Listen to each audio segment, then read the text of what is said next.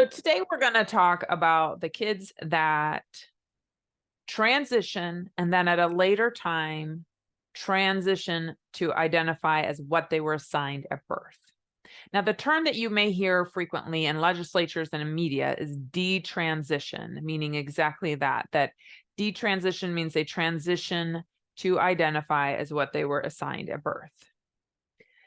The terminology in research is desistance. So if you want to look at the research, they often use the term desistance, which means to no longer persist in that identity. However, when someone desists, they may desist to identify as what they were assigned at birth, or they may desist to identify as a different gender identity than either one of what they were assigned at birth or what they originally transitioned to. And so that's more favorable to include all those possibilities. The other term that you may hear is retransitioned, because meaning transitioned again. The idea is that the issue with saying detransitioned is you can't reverse time. That transition will always be part of that person's life and life journey. So if you want to look at the research, look up desistance. Now, speaking of the research, people hear all these different numbers, 60%, 80%, 2%, and they're like, what do I believe? So the research that has showed 60 to 80%, the big flaw in that research is that most of the subjects that they looked at to see what happened over time did not identify themselves as transgender from the start. They included kids that had an expression that was associated with the gender opposites, thinking in the binary. There were no non-binary kids in this, opposite of what they were assigned at birth. So a boy that when they played dress up liked to put on dresses or heels, or a boy that liked pink, or a girl that liked to play with trucks and didn't like dresses or something like that. Those were all included in those studies. So that's one of the flaws, is that oftentimes they did not clearly define, the kids were not clearly defined as transgender.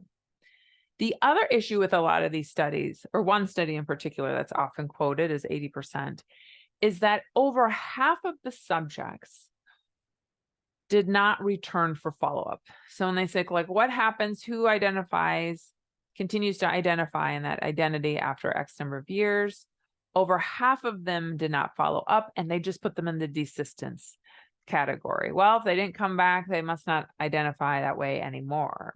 But that's not the case. There's lots of reasons people didn't come back. Maybe they moved. Maybe they weren't interested in being part of the study. Maybe they didn't have the resources.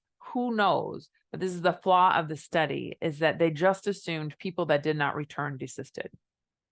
So that's where a lot of the 16, 80% and why it is often disregarded by experts. The 2.5% comes from the best study we have for you research nerds. It's a cohort longitudinal study done by Dr. Kristen Olson. It was published in the Journal of Pediatrics last July, 2022, I think July 13th, 2022. And I won't get into all the details, but if you have any questions about this research, please reach out to me. But the bottom line was that 2.5% of the kids that had transitioned, and this was over a 5-year period, 2.5% transitioned to identify as, or desisted to identify as what they were assigned at birth. The majority of that 2.5% were around the age of 6 when they first transitioned, and most of them desisted by the age of 10. So let's put those numbers in perspective. In that case, so almost 98%, 97.5% continued on in an identity. Some did desist to non-binary or to a transgender identity, but 2.5% did not.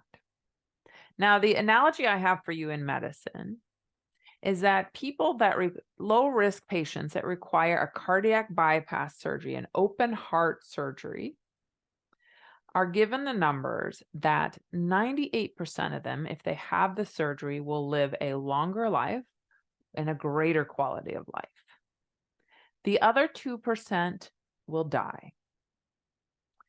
That is a number. Do you risk the 2% chance of dying for a 98% chance of living a longer life with a greater quality of life? Majority of patients choose the 98%. But everyone's different and everyone has their own reasons. But I present that because a lot of times people can decide real clearly on that one what they would do with those numbers. These are very similar numbers for the kids. What is similar is 98, technically 97.5 for you math nerds like me. 97.5% will live a longer life and a greater quality of life. And yes, there's research that supports that. 2% or 2.5% will not die. They will retransition or desist to what they were assigned at birth. So, what do you decide to do? Now, if you're not sure, and that is one thing I address with my clients, is looking at the reasons. I can't decide that for you. I can't tell you what number is great and what's not. I just can tell you that, are you willing to take the risk of 2.5% chance of desistance in order to have a 97.5% chance to live a longer life with greater quality? And do you like your reasons for whatever decision that is?